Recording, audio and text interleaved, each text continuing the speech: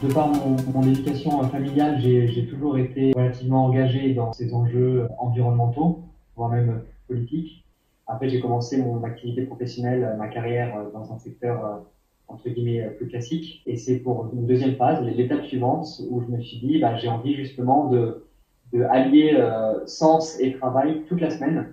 Avant, c'était plutôt le week-end et le soir que je faisais de l'associatif. Et là, j'ai voulu allier les deux. J'ai voulu allier ce besoin de construire, de participer à la construction du monde de demain et d'activités économiques en créant ma startup dans le domaine du développement durable. Prout a construit une solution digitale qui permet de décupler l'engagement des collaborateurs en entreprise sur les sujets du développement durable. Et donc, en fait, par cet outil digital, simple d'utilisation et une approche positive et ludique, on amène ces sujets dans l'entreprise pour semer des graines dans les esprits pour que ces changements prennent vraiment place, y compris dans le cœur du métier d'entreprise.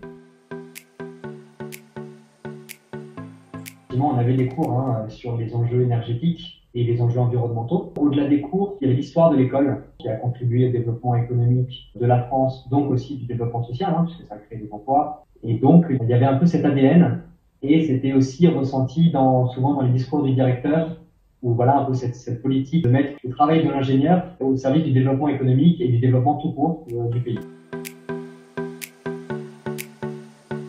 C'est le côté généraliste de la formation, d'une part, où on a appris sur plein de sujets, donc on est capable de parler avec beaucoup d'interlocuteurs différents, techniquement parlant, et également la capacité de gérer un projet avec l'équipe, le recrutement, les enjeux divers et variés d'un projet classique comme on peut le faire dans l'industrie. Et l'autre point, ce serait cette confiance du coup que ça nous donne pour entreprendre au sens large, pas que l'entrepreneuriat.